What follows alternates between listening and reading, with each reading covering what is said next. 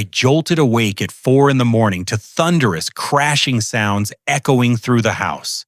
My bedroom door exploded inward, splintering the wooden frame into jagged pieces.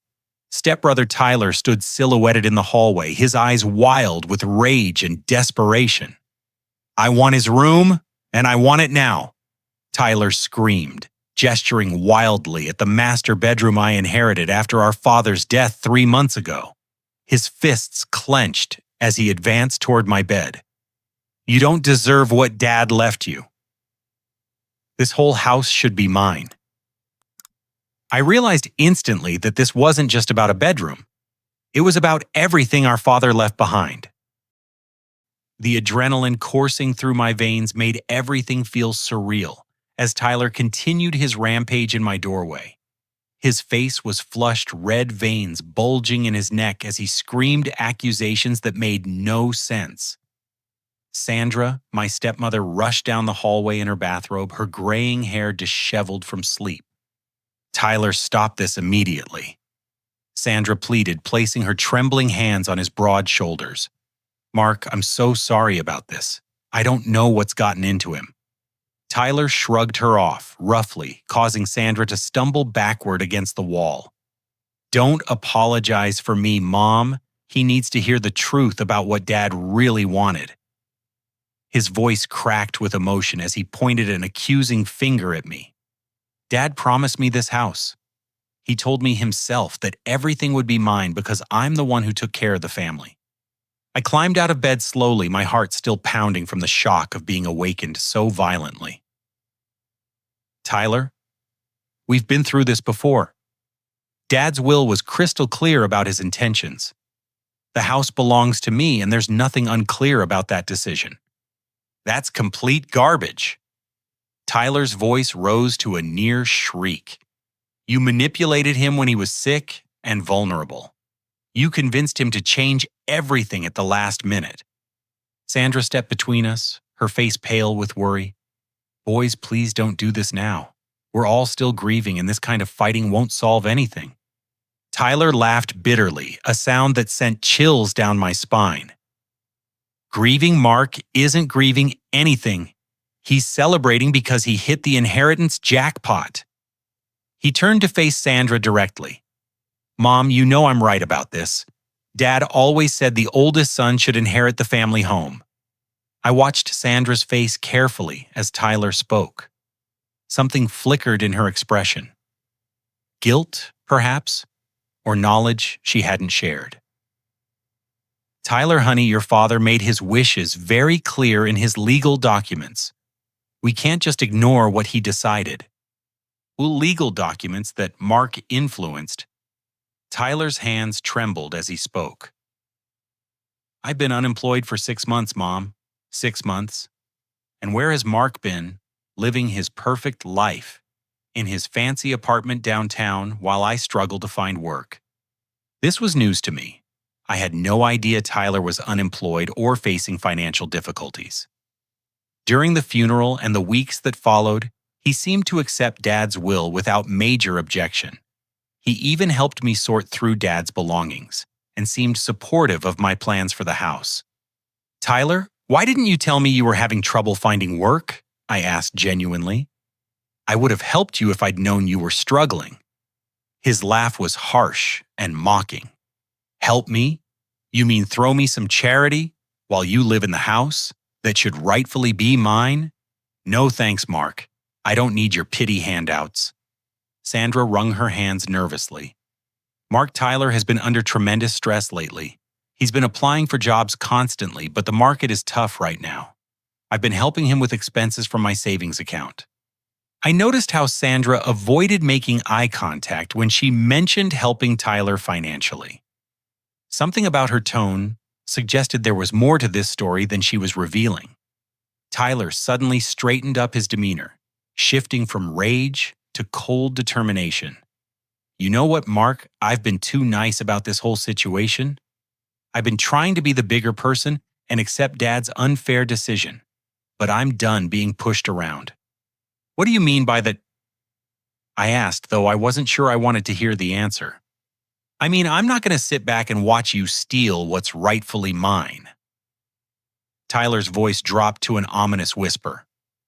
I've been talking to people who understand inheritance law, and they've told me there are ways to contest unfair wills.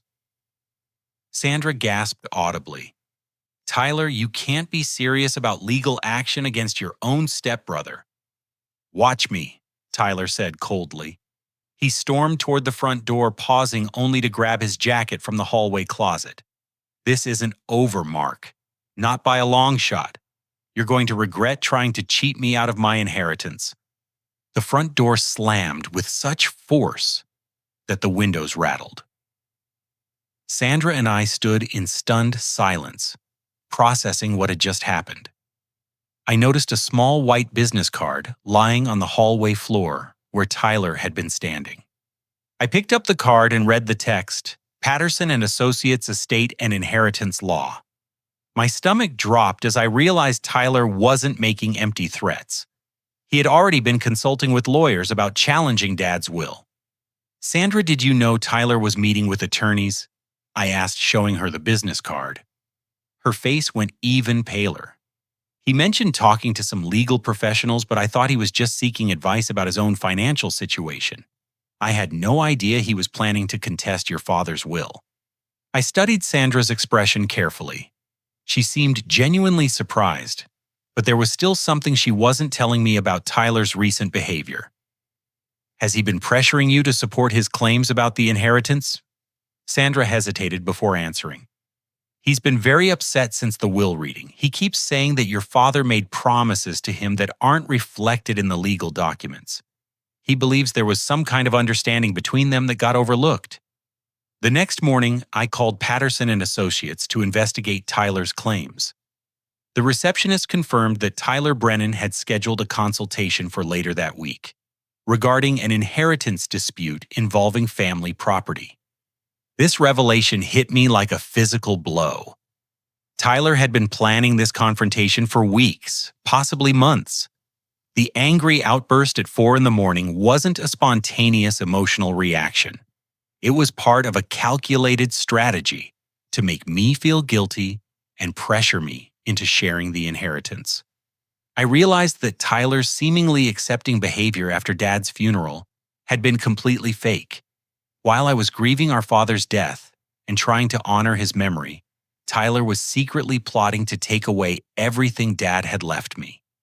The thought of a prolonged legal battle with my own stepbrother made me feel physically sick.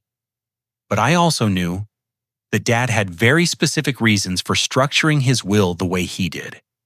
He spent months working with his attorney to ensure his wishes were legally sound and impossible to misinterpret.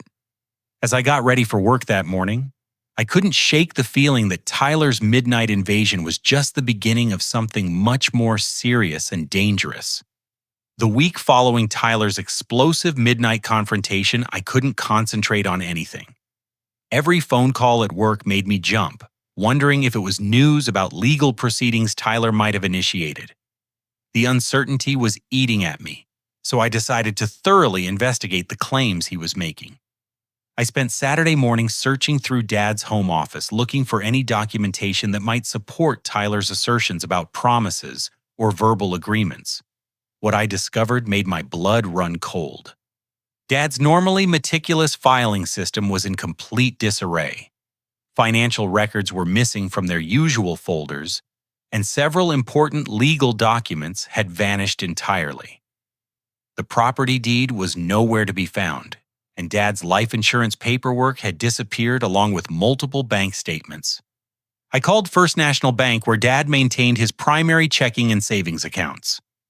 After verifying my identity as the estate executor, the customer service representative delivered shocking news. Mr. Richards, I show that someone with power of attorney authority accessed your father's accounts multiple times in the months following his death. The last withdrawal was $15,000 made approximately 6 weeks ago. My hands shook as I gripped the phone. That's impossible. I'm the only person with power of attorney, and I never authorized any withdrawals of that amount. I understand your concern, sir. Let me pull up the documentation we have on file. After several minutes, she continued. The withdrawal was made by Tyler Brennan, who presented power of attorney documents that appeared to be properly notarized and signed. I felt like the ground was shifting beneath my feet. Those documents are fraudulent. Tyler never had power of attorney for my father's accounts. Can you email me copies of everything he submitted? Within an hour, I had the evidence of Tyler's forgery. The signatures were crude imitations of Dad's handwriting, and the notary seal was from a company that had gone out of business 2 years earlier. Tyler had systematically stolen $15,000 from Dad's accounts using fake legal documents. I immediately drove to Sandra's apartment to confront her with this information. She answered the door looking exhausted and older than her 62 years. Dark circles under her eyes suggested she hadn't been sleeping well since Tyler's outburst. Mark, I'm so glad you came by. I've been worried sick about what happened the other night. Tyler hasn't come home and I don't know where he's staying. I showed Sandra the bank documents and Tyler's forged power of attorney papers. Her reaction was not surprise. It was guilty recognition. You knew about this, I said quietly. Sandra, you knew Tyler was stealing money from Dad's accounts. She collapsed into her living room chair, covering her face with her hands. He told me the money was rightfully his. He said your father had verbally promised him financial support for taking care of family responsibilities. And you believed him?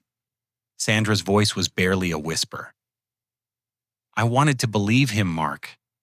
Tyler has been struggling so much since losing his job. He convinced me that your father felt guilty about leaving him out of the will and had intended to make it right before he died. I sat down across from Sandra trying to process the scope of Tyler's deception. How long has this been going on? How much money has he taken? I don't know the full extent, Sandra admitted. But it's not just the bank accounts, Mark. Tyler sold several valuable antiques from the house. He told me your father had given them to him as gifts before he passed away. My father's collection of Civil War memorabilia was worth at least $20,000. I had assumed those items were still stored in the house's basement. Now I realized Tyler had been systematically looting Dad's possessions, while I trusted him to help preserve our father's memory. There's more, Sandra continued reluctantly. Tyler has a gambling problem that's gotten much worse over the past year. I've been giving him money from my own savings account because he promised he was getting treatment for his addiction. The pieces were falling into place with horrifying clarity. Tyler's unemployment wasn't just bad luck. It was the result of his gambling addiction destroying his ability to maintain steady work. His anger about the inheritance wasn't about feeling cheated. It was about desperately needing money to fund his addiction and pay off mounting debts. Sandra, Tyler threatened to take me to court over Dad's will. Have you encouraged him to pursue legal action? She shook her head vigorously. Absolutely not. I told him that contesting your father's will would tear our family apart permanently. But Tyler is convinced that he can prove your father was mentally incompetent when he signed those documents. I remember Dad's final months vividly. He was weak physically from cancer treatment, but his mind remained sharp until the very end. He spent hours discussing his estate plans with his attorney, making sure every detail reflected his true wishes. Sandra, I need you to understand something important. Dad's will isn't just a legal document. It represents his final thoughts about our family and what he wanted for our future. Tyler's attempts to undermine that will are really attacks on Dad's memory and judgment. Sandra nodded sadly. I know you're right, Mark, but Tyler is my son, and I can't abandon him even when he makes terrible choices. He's threatened to cut off all contact with me if I don't support his legal claims against you. This revelation explains Sandra's conflicted behavior during our previous conversations. Tyler wasn't just manipulating the legal system and stealing money. He was using emotional blackmail against his own mother to force her cooperation. I realized that Tyler's gambling addiction had transformed him into someone capable of extraordinary deception and manipulation. The stepbrother I thought I knew was apparently willing to destroy family relationships, commit fraud, and attack Dad's memory to get money for his addiction. Monday morning, I met with Jennifer Walsh, the estate attorney who had helped Dad draft his will. She confirmed that Dad had been completely mentally competent throughout the entire estate planning process. Your father specifically mentioned concerns about Tyler's financial judgment, Jennifer told me. He was aware of gambling issues and wanted to ensure the inheritance would be protected from irresponsible spending. This meant Dad knew about Tyler's addiction and deliberately structured his will to prevent Tyler from accessing large amounts of money that would likely be lost to gambling debts. Tyler wasn't being cheated out of an inheritance. He was being protected from his own destructive behavior by a father who understood the severity of his addiction. But now Tyler was so desperate for money that he was willing to forge documents, lie to family members, and attack Dad's final wishes. I realized this situation was going to get much worse before it got better. The following Monday, Tyler made good on his threats by officially filing paperwork to contest Dad's will. Jennifer Walsh called me at work with the disturbing news that Tyler's attorney was requesting extensive documentation and depositions from everyone involved in Dad's estate planning process. "Mark, I need to prepare you for what's ahead," Jennifer said seriously. "Even though Tyler's claims have no legal merit, he can force us into a prolonged court battle that will be expensive and emotionally draining." Tyler's strategy was becoming clear. He couldn't win based on the legal facts, but he could make the process so costly and painful that I might settle just to avoid the ordeal. His lawyer was demanding access to Dad's medical records, financial history, and personal correspondence from the final year of his life. The harassment extended beyond legal proceedings. Tyler began spreading rumors throughout our extended family that I had manipulated Dad into changing his will unfairly. At our cousin Jessica's wedding reception, several relatives approached me with uncomfortable questions about the inheritance situation. "Mark, Tyler told us your father was heavily medicated and confused when he signed those legal documents," my Aunt Helen said, disapprovingly. "Is that true?" I was shocked by the boldness of Tyler's lies. Aunt Helen, Dad was completely lucid when he worked with his attorney to create his will. Tyler is making false accusations because he's unhappy with Dad's decisions. But the damage was already done. Tyler's campaign of misinformation was dividing our family into opposing camps.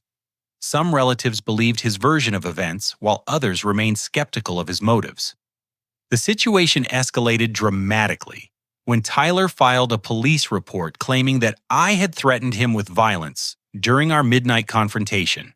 I was called in for questioning at the police station, which was humiliating and terrifying. "While Mr. Richards, your stepbrother, alleges that you made specific threats against his physical safety," Detective Martinez told me. "He claims you said you would hurt him if he continued pursuing legal action." I couldn't believe Tyler would stoop to fabricating criminal charges. "Detective Tyler broke down my bedroom door at 4 a.m. and screamed threats at me.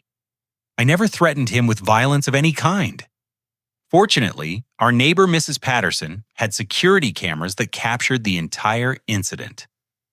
The footage clearly showed Tyler leaving the house in an agitated state while I remained inside. The timeline completely contradicted his claims about threats and violence. When Detective Martinez reviewed the security footage, Tyler's lies were exposed completely. "Mr. Richards, it appears your stepbrother filed a false report. We'll be dismissing these charges and noting the fraudulent nature of his complaint." I was relieved but also terrified by Tyler's willingness to involve law enforcement with fabricated accusations. If he was desperate enough to file false police reports, what else might he be capable of? Jennifer Walsh recommended hiring a private investigator to document Tyler's behavior and financial situation. What we discovered was far worse than I had imagined. Tyler owed $30,000 to various creditors, including several questionable lending operations that charged extremely high interest rates. His gambling addiction had expanded from local casinos to high-stakes online poker games that were draining money faster than he could borrow it. Mark, your stepbrother, is in serious financial trouble with some potentially dangerous people, the private investigator Robert Chen told me. These aren't traditional bank loans. Some of these creditors use intimidation and threats to collect debts. This explained Tyler's increasingly desperate and erratic behavior. He wasn't just fighting for money he felt entitled to. He was fighting to avoid the consequences of owing large amounts to dangerous creditors. Tyler began showing up at my workplace, creating scenes in the lobby that threatened my professional reputation. He would arrive during lunch hours, demanding to speak with me about family business, while other employees watched uncomfortably. "Mark works here?" Tyler asked my receptionist loudly. "I need to talk to my stepbrother about stealing my inheritance. He's been cheating our family out of money." My supervisor, David Fleming, called me into his office after Tyler's third disruptive visit. "Mark, I understand you're dealing with family difficulties, but we can't have aggressive confrontations in our workplace. You need to resolve this situation before it affects your employment here." I was horrified that Tyler's behavior was jeopardizing my job security. I had worked at Morrison Engineering for 7 years, building a solid reputation for reliability and professionalism. Now Tyler's harassment was threatening to destroy my career. Meanwhile, Sandra's health was deteriorating under the stress of our family conflict. She was hospitalized for heart palpitations that doctors attributed to anxiety and emotional strain. Seeing Sandra in the hospital bed connected to monitors and looking frail made me realize how Tyler's selfishness was hurting everyone who cared about him. "Mark, I feel responsible for all of this," Sandra whispered during my hospital visit. "I should have confronted Tyler about his gambling problem years ago, instead of enabling his behavior." Tyler's lawyer sent an ultimatum: settle for half of the inheritance or face years of litigation that would consume most of the estate's value in legal fees. It was a calculated threat designed to force me into an unfair compromise. I discovered that Tyler had been intercepting my mail, including important legal notifications from the court and my attorney. He was opening envelopes addressed to me and monitoring my legal strategy to stay ahead of our preparations. When I confronted the Postal Service about this mail theft, they confirmed that someone had filed a change of address form for my correspondence. The signature on the form was another crude forgery of my handwriting. Every aspect of Tyler's campaign against me involved fraud, deception, and illegal activities. He was systematically destroying his own credibility while escalating the conflict to dangerous levels. I realized that Tyler had crossed the line from family dispute into criminal behavior. His desperation was making him increasingly reckless and willing to break laws to get money for his gambling addiction and debt payments. The most disturbing development was Tyler's decision to hire a lawyer, known for frivolous lawsuits and intimidation tactics. Attorney Marcus Whitfield had a reputation for dragging out legal proceedings to force expensive settlements from exhausted opponents. "Mr. Richards, your stepbrother's legal representation suggests he's prepared for a very ugly and prolonged fight," Jennifer Walsh warned me. "We need to be ready for every possible attack on your father's will and your character." I was learning that Tyler's addiction hadn't just changed his personality. It had transformed him into someone capable of extraordinary cruelty toward people who loved him. The stepbrother I had grown up with was disappearing, replaced by someone driven entirely by desperation and greed. But I was determined not to let Tyler's threats and harassment force me into abandoning Dad's final wishes. The inheritance wasn't just about money. It represented Dad's trust in my judgment and his hopes for our family's future. 3 weeks after Tyler's false police report, I decided to hire a security expert to sweep Dad's house for any surveillance equipment Tyler might have planted during his frequent visits. The results were shocking and violated every boundary I thought still existed between us. Marcus Webb, a former FBI technical specialist, discovered 4 sophisticated listening devices hidden throughout the house. Tyler had placed recording equipment in the kitchen living room, my bedroom, and Dad's former office. He had been monitoring my private conversations for at least 2 months. Mr. Richards, these devices are expensive and require technical knowledge to install properly, Marcus told me. Your stepbrother has been conducting systematic surveillance of your daily activities. The recorded conversations Marcus recovered revealed the true scope of Tyler's financial crisis and the dangerous people pursuing him for payment. I listened with growing horror as Tyler discussed his situation with someone named Vincent Torino, who was clearly not a legitimate businessman. Tyler, you owe me $60,000, not $30 like you keep claiming. Torino's voice was calm, but menacing on the recordings. Interest keeps accumulating every day you delay payment. My patience is running out. Tyler's voice was pleading and desperate. Vinny, I'm working on getting the money. My stepbrother inherited a house worth $300,000. If I can force him to sell and split the proceeds, I'll have enough to pay everything I owe. You better not be jerking me around, kid. I've got people watching your family's activities. If you don't deliver soon, we'll need to have a more serious conversation about consequences. The recordings revealed that Tyler's plan wasn't just about getting inheritance money. It was about avoiding violent retaliation from loan sharks who were losing patience with his promises. Dangerous criminals were surveilling my house and monitoring my family because of Tyler's gambling debts. I immediately contacted Detective Martinez with the surveillance evidence and recordings. The police were very interested in Vincent Torino, who was apparently connected to several illegal gambling operations in the metropolitan area. Mr. Richards, you and your family may be in actual physical danger because of your stepbrother's associations, Detective Martinez warned me. These loan sharks don't distinguish between the borrower and his relatives when collecting debts. The private investigator Robert Chen provided additional disturbing information about Tyler's recent activities. Tyler had been creating fake social media accounts to post negative reviews of my workplace and spread rumors about my character throughout our professional community. Using aliases, Tyler posted comments on engineering forums claiming I had stolen client money and engaged in unethical business practices. He was systematically trying to destroy my professional reputation to pressure me into settlement negotiations. Mark, your stepbrother has also been contacting your co-workers and clients directly, Robert reported. He's telling people that you're under investigation for fraud and that working with you could be legally risky. I was amazed by the calculated cruelty of Tyler's harassment campaign. He was willing to destroy my career, endanger my safety, and traumatize Sandra just to access money for his gambling addiction. The surveillance recordings revealed even more shocking information about Tyler's planning. He had been secretly meeting with house appraisers, getting estimates for the property's value in preparation for a forced sale. Tyler's girlfriend Amber Morrison contacted me through my attorney requesting a confidential meeting. When we met at Jennifer Walsh's office, Amber provided evidence that helped me understand the full extent of Tyler's schemes. Mark Tyler has been planning this inheritance challenge for months, Amber told me tearfully.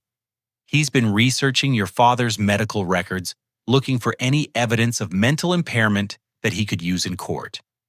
Amber showed me photographs of documents Tyler had copied from Dad's medical files, along with notes about potential legal strategies for proving mental incompetence.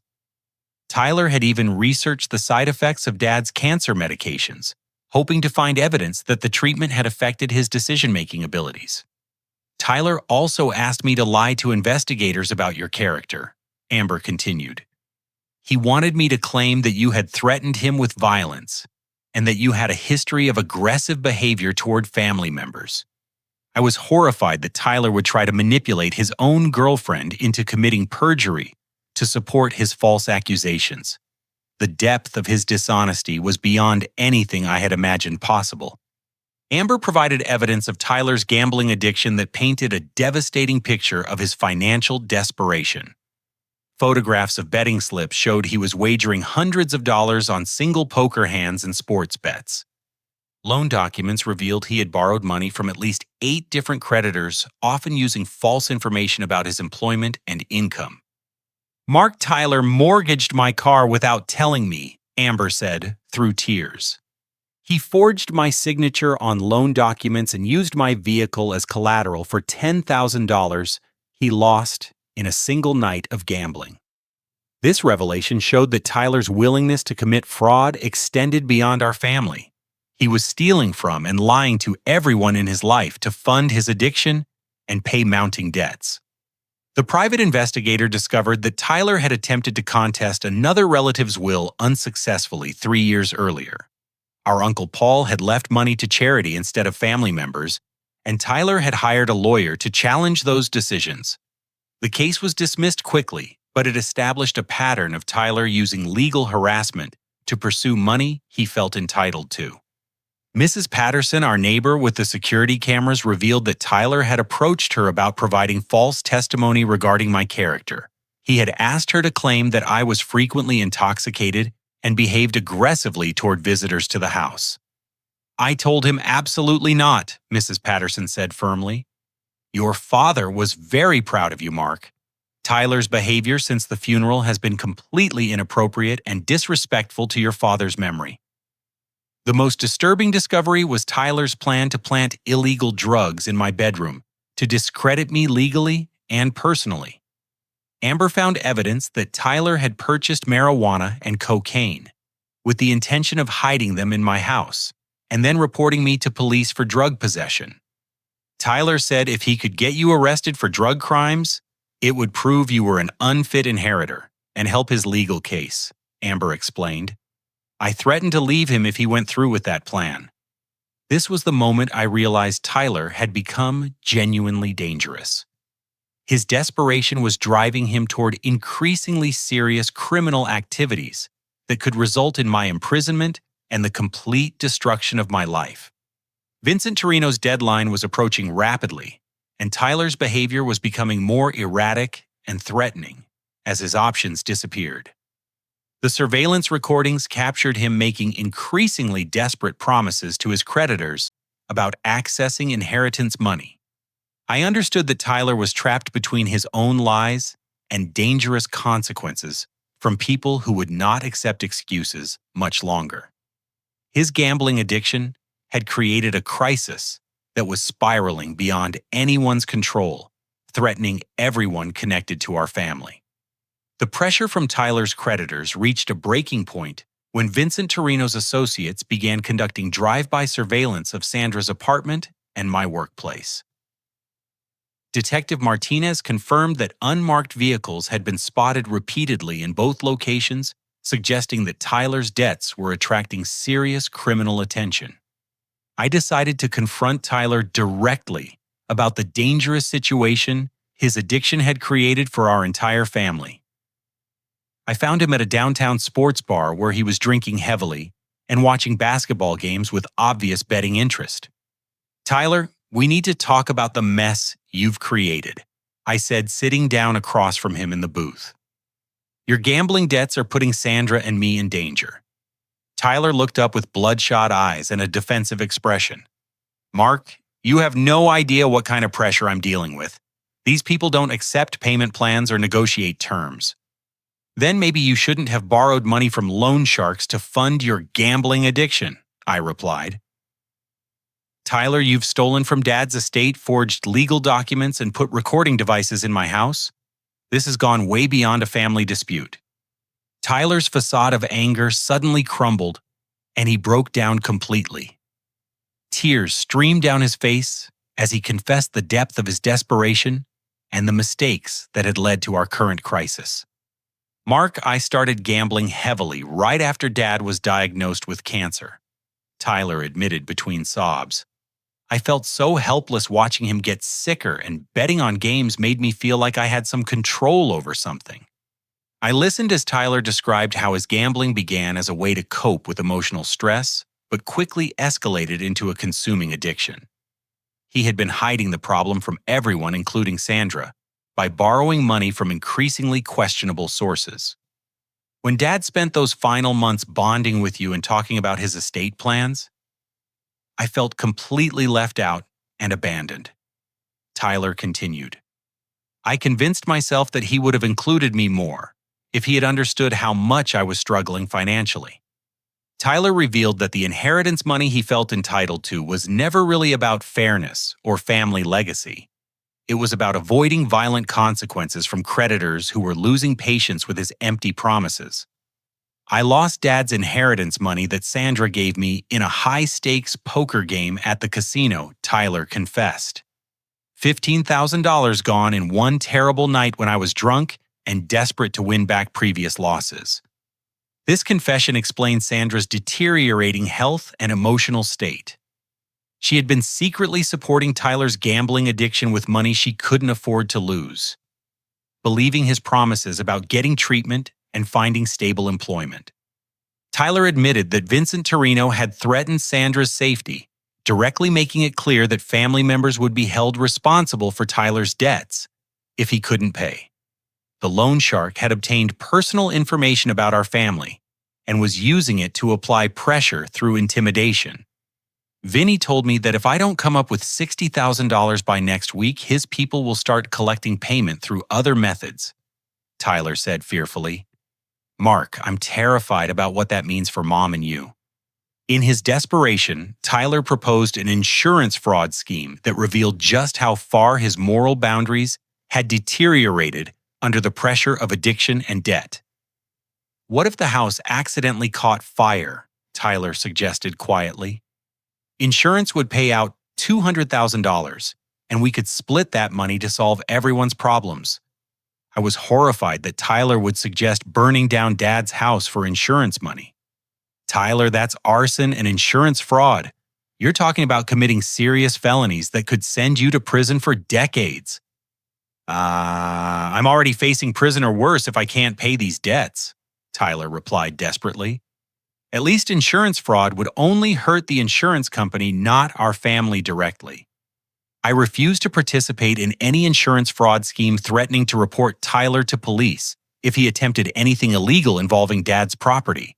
Tyler became agitated and stormed out of the bar, muttering threats about taking matters into his own hands. 2 nights later, I woke up to the smell of smoke filling my bedroom.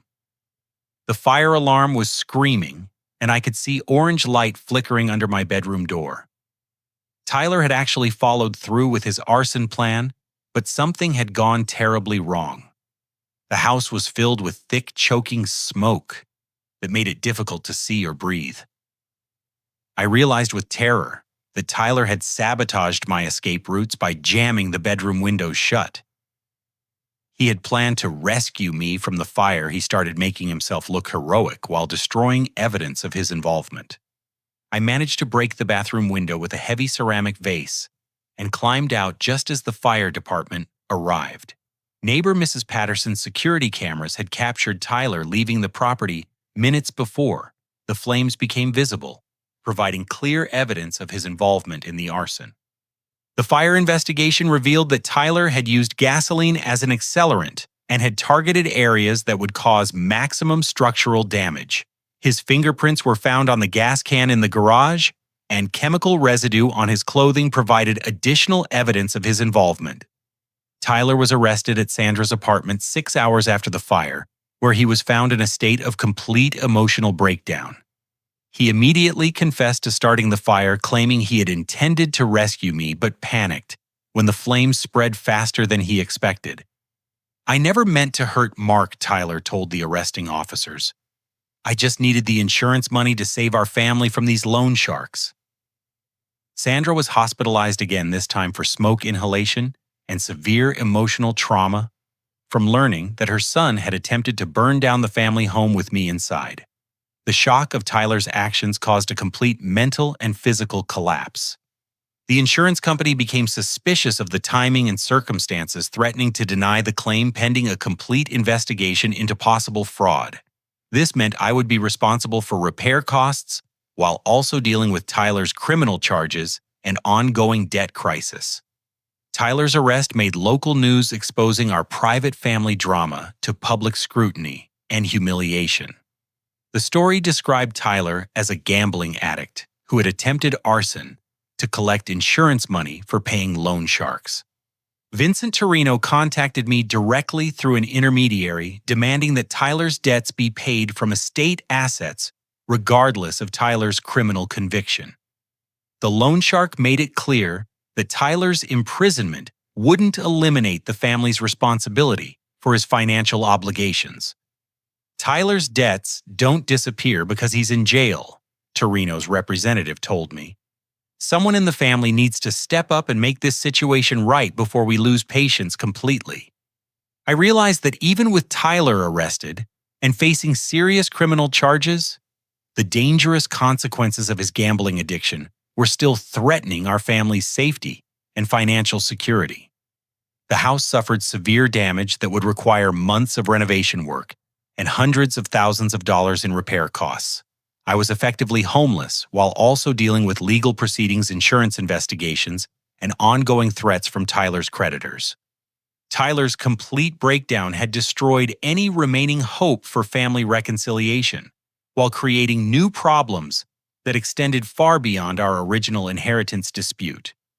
His gambling addiction had transformed a family conflict into a criminal crisis with potentially deadly consequences. With Tyler behind bars and our family's safety still threatened by his creditors, I realized that passive responses to this crisis were no longer sufficient. I needed to take decisive action to protect Sandra, recover stolen money, and eliminate the ongoing dangers created by Tyler's reckless behavior. My first priority was working with federal law enforcement to address the criminal organizations that had been threatening our family. I contacted the FBI's Financial Crimes Unit with evidence of Tyler's document forgery identity theft and the extensive surveillance recordings that implicated Vincent Torino's illegal lending operation. Agent Sarah Michelle was assigned to investigate Tyler's case and the broader criminal network that had been exploiting desperate gambling addicts throughout the metropolitan area. The recordings Tyler had made provided valuable evidence of loan sharking operations that the FBI had been trying to infiltrate for months. Mr. Richards, your stepbrother's surveillance equipment inadvertently documented serious federal crimes, Agent Michelle told me. We can use this evidence to build cases against multiple criminal organizations involved in illegal gambling and predatory lending. I negotiated carefully with the insurance company, providing them with complete documentation of Tyler's criminal conviction and my cooperation with law enforcement investigations. The insurance company agreed to honor their policy obligations once the FBI confirmed that I had no involvement in Tyler's arson scheme. Meanwhile, I discovered additional financial irregularities that revealed the full scope of Tyler's theft from our family. Sandra's bank records showed that Tyler had been systematically withdrawing money from a joint account she had maintained with my father during their marriage. Over the previous 2 years, Tyler had convinced Sandra to withdraw $50,000 from this account, supposedly for emergency medical expenses and home repairs. In reality, he had been using this money to pay gambling debts while lying to Sandra about his financial situation. Mark, I feel so stupid for believing Tyler's stories, Sandra told me during one of our hospital visits. He seemed so concerned about family finances, and I trusted his judgment about necessary expenses. I realized that Sandra's health problems had begun precisely when she started lying to cover Tyler's theft from the joint account. The guilt and stress of enabling his gambling addiction while keeping secrets from me had been literally destroying her physical well-being. When I confronted Sandra with the bank records and evidence of Tyler's deception, she experienced a complete emotional breakdown, but also felt tremendous relief at finally telling the truth about what had been happening. Tyler convinced me that your father's will was unfair and that I had a moral obligation to help correct the financial imbalance, Sandra confessed. He made me believe that giving him money was the right thing to do for family harmony. I understood that Sandra had been another victim of Tyler's manipulation, rather than a willing conspirator in his schemes. Tyler had exploited her maternal guilt and financial inexperience to fund his gambling addiction for years. Working with the federal prosecutor assigned to Tyler's case, I negotiated a plea agreement that would ensure Tyler faced appropriate consequences while providing opportunities for genuine rehabilitation. Tyler agreed to plead guilty to arson fraud and identity theft charges in exchange for a sentence that included mandatory treatment for gambling addiction. Mr. Richards, your stepbrother, will serve 4 years in federal prison, followed by 3 years of supervised probation with required participation in gambling addiction recovery programs, the prosecutor explained. This sentence reflects both the seriousness of his crimes and his willingness to cooperate with our broader investigation. I used Tyler's cooperation with federal investigators as leverage to negotiate with Vincent Torino through my attorney. By threatening to expose Torino's entire operation to federal prosecution, we convinced him to forgive Tyler's debts in exchange for our silence about his criminal activities. Torino understands that pursuing Tyler's family for payment would attract unwanted federal attention to his business operations. My attorney explained, he's agreed to consider the debt canceled in exchange for avoiding further investigation. This negotiation eliminated the immediate physical danger to our family, while also ensuring that Tyler's criminal associates would have no further reason to monitor or threaten us. The FBI raid on Vincent Torino's organization resulted in multiple arrests and the seizure of assets worth over $2 million. Tyler's recordings had provided the evidence necessary to dismantle an extensive criminal network that had been operating in our area for years. I discovered that Tyler had also stolen money from Sandra's pension fund, forging her signature on withdrawal requests that she had never authorized. These thefts amounted to $18,000 that Sandra desperately needed for her retirement security. Tyler told me the pension withdrawals were for investment opportunities that would double the money within 6 months, Sandra explained. I signed documents without reading them carefully because I trusted him completely. I worked with Sandra's pension fund administrators to document the fraud and recover as much of the stolen money as possible.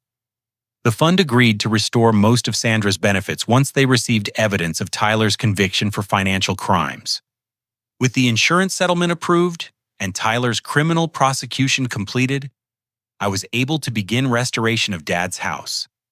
I hired contractors who specialized in fire damage repair, ensuring that the restoration would exceed the home's original condition and value.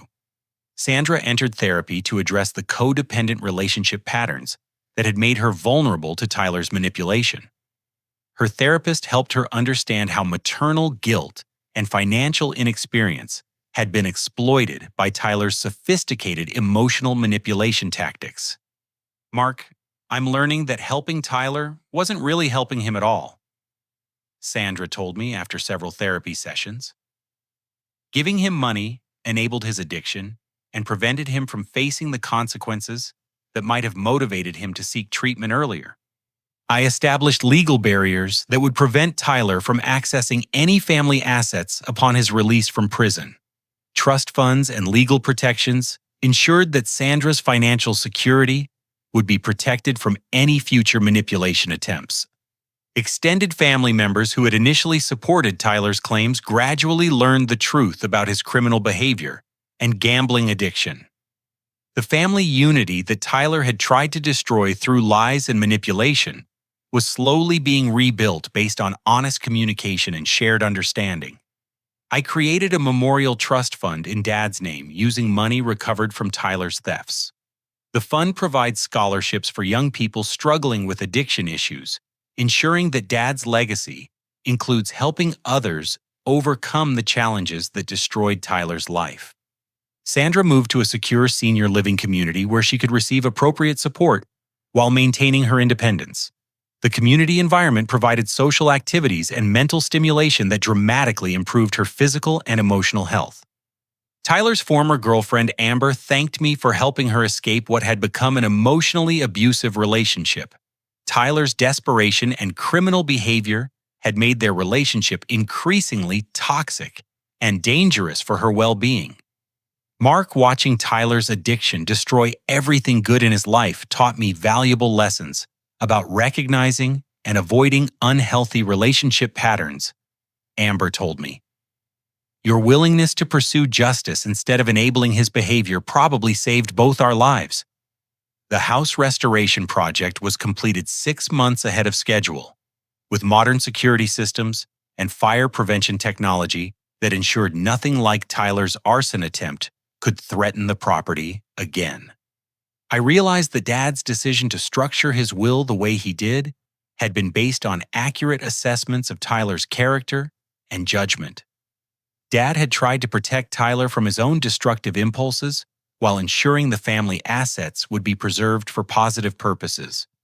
My successful defense of Dad's will and recovery from Tyler's criminal attacks had proven that I was worthy of the trust Dad had placed in me as executor of his estate and guardian of his legacy.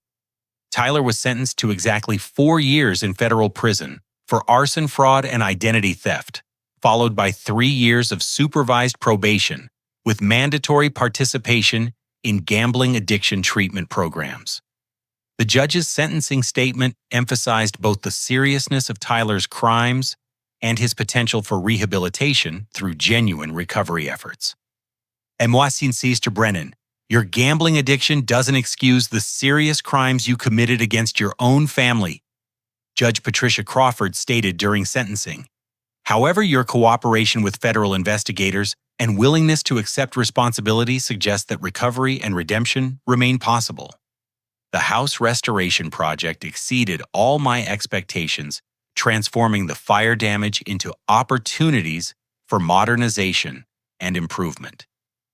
The insurance settlement covered upgraded electrical systems, enhanced fire prevention technology, and beautiful architectural details that honored Dad's memory while creating a safer and more comfortable living environment. Sandra's recovery from the trauma of Tyler's betrayal was remarkable and inspiring. 6 months of therapy helped her understand how enabling behavior had inadvertently supported Tyler's destructive addiction while damaging her own physical and emotional health. Mark learning to set healthy boundaries with Tyler has been the most difficult but important work I've ever done, Sandra told me during our weekly visits. I finally understand that true love sometimes requires saying no to protect people from their own worst impulses.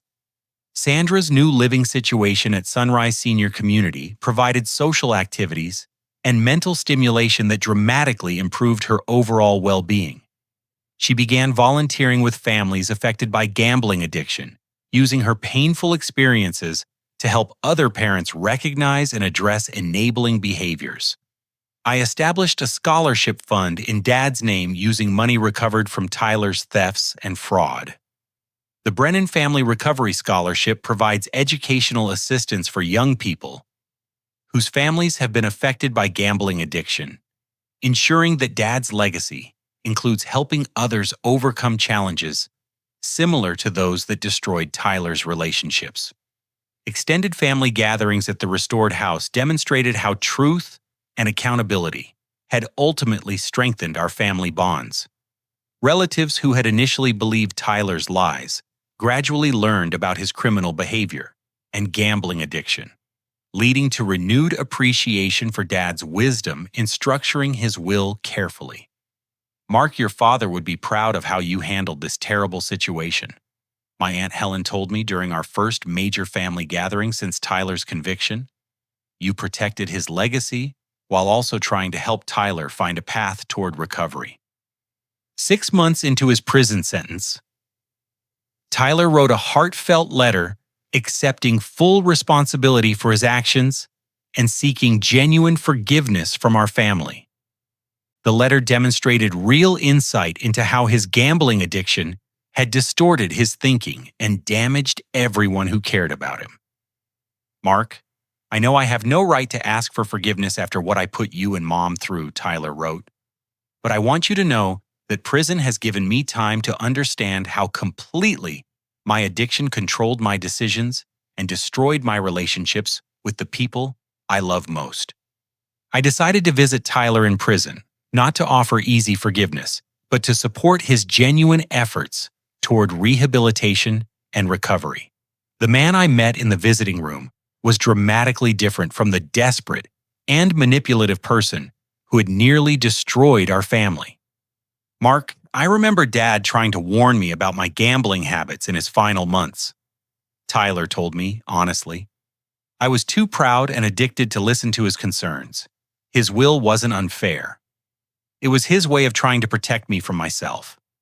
Tyler's participation in the prison's intensive addiction recovery program was voluntary and seemed genuinely motivated by desire for change rather than hopes for reduced sentences. Counselors reported that Tyler was helping other inmates understand how gambling addiction had led to their criminal behaviors. Sandra decided to maintain limited contact with Tyler while protecting herself from manipulation through careful boundaries and professional guidance. Her therapist helped her distinguish between supporting Tyler's recovery and enabling his potential future relapses. Tyler is my son, and I'll always love him, Sandra explained. But loving someone doesn't mean accepting destructive behavior or sacrificing your own well-being to solve their problems. My workplace relationships recovered completely once colleagues understood the full context of Tyler's harassment campaign. My supervisor, David Fleming, publicly commended my professionalism during an extremely difficult family crisis. Mark demonstrated tremendous grace under pressure, while dealing with criminal attacks on his character and safety. David announced during our quarterly staff meeting. His integrity throughout this ordeal reflects the values we want to embody as a company. I received a promotion to senior engineering consultant 6 months after Tyler's conviction recognition that my handling of the family crisis had actually demonstrated leadership qualities and emotional resilience that the company valued highly. Jennifer Walsh and I gradually developed a romantic relationship based on mutual respect and shared experiences during the legal battle with Tyler. Our professional collaboration had revealed compatible values and complementary strengths that formed a solid foundation for personal partnership. Mark, working with you during your family's legal crisis showed me your character under extreme pressure, Jennifer told me. Your commitment to justice and fairness, even when it was costly and painful, made me want to know you better as a person. I transformed Dad's office into a memorial study that displayed recovered family heirlooms and photographs celebrating his memory. The room became a peaceful space for reading and reflection, honoring Dad's love of learning and his guidance throughout my life. Mrs. Patterson became a close friend and unofficial neighborhood guardian, monitoring the house during my business trips and providing companionship during major holidays. Her security cameras had saved me from Tyler's false accusations and provided evidence that led to his conviction. Your father was so proud of the man you had become, Mrs. Patterson told me. He often talked about your integrity and kindness during our conversations in the garden. Tyler's behavior only made your character shine brighter in comparison. Tyler's former girlfriend, Amber, sent a thoughtful thank you card expressing gratitude for my support during her escape from their toxic relationship. She had found employment with a nonprofit organization helping women leave abusive relationships, using her experiences to help others recognize manipulation and emotional abuse. Sandra's health improved dramatically once she was freed from the stress of keeping Tyler's secrets and enabling his destructive behavior. Regular medical checkups showed that her heart palpitations and anxiety symptoms had resolved completely, confirming the connection between emotional stress and physical illness. I discovered a hidden letter from Dad expressing pride in my moral character and confidence in my ability to handle family responsibilities with wisdom and fairness. The letter had been sealed in his desk drawer with instructions to open it only if serious family conflicts arose after his death. Mark, if you're reading this letter, it means the family is facing challenges that test your strength and judgment, Dad had written. I chose you as executor because I trust your heart and your commitment to doing what's right even when it's difficult. Remember that true strength sometimes means standing alone for principles that matter. The scholarship fund had already helped 12 young people whose families were affected by gambling addiction receive educational assistance for college and vocational training programs. Each scholarship recipient wrote thank you letters describing how the assistance was helping them build stable, productive lives despite their family's struggles with addiction. I established annual family gatherings at the restored house to maintain connections with relatives and celebrate Dad's memory through shared meals and storytelling. These gatherings demonstrated how honesty and accountability had ultimately strengthened our family relationships. Tyler's addiction recovery program included making amends to people harmed by his criminal behavior. His apology letters to extended family members were thoughtful and specific, acknowledging how his lies and manipulation had created division and mistrust among relatives who cared about him. Sandra created a family emergency fund designed to help relatives facing genuine financial crises without enabling addictive or destructive behaviors. The fund includes professional counseling requirements to ensure that assistance promotes long-term stability rather than temporary relief from poor decisions. I learned that Dad's careful estate planning had anticipated potential family conflicts and included legal protections designed to prevent manipulation and fraud. His attorney had helped him structure the inheritance to promote family harmony, while protecting assets from gambling addiction and financial irresponsibility. Tyler's prison counselor reported significant progress in his addiction recovery work and genuine insight into how his behavior had damaged family relationships. Tyler was participating in educational programs and developing job skills that would support stable employment after his release. The most meaningful aspect of this entire experience was realizing how Dad's final gift to our family wasn't just financial inheritance, but the opportunity to learn important lessons about love, responsibility, and the difference between helping and enabling destructive behavior. I understood that true family loyalty sometimes requires setting firm boundaries and demanding accountability from people we love. Dad's will wasn't a rejection of Tyler. It was an attempt to protect him from his own worst impulses, while ensuring family resources would be used responsibly. The restored house became a gathering place for celebrating family milestones and supporting relatives through difficult times. Dad's memory lived on through acts of service and kindness that reflected the values he had tried to teach us throughout our lives. Sandra's volunteer work with families affected by gambling addiction gave her a sense of purpose and healing through helping others avoid the mistakes that had nearly destroyed our family. Her experiences provided valuable insights for other parents struggling with adult children's addictive behaviors. My relationship with Jennifer deepened into marriage plans based on shared values, and mutual respect developed through collaboration during our family's crisis. We understood that strong partnerships could withstand external pressures and emerge stronger through facing challenges together. As I reflect on this painful but transformative experience, I'm grateful for Dad's wisdom in preparing legal protections that preserved family assets while creating opportunities for learning and growth. Tyler's addiction and criminal behavior tested our family's strength, but ultimately revealed the importance of maintaining integrity even under extreme pressure.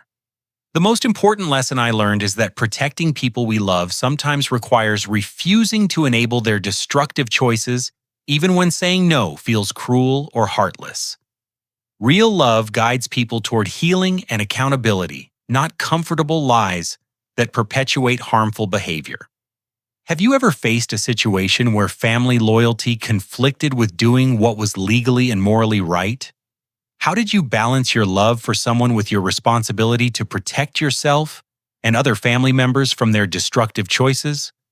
I'd love to hear your thoughts and experiences in the comments below.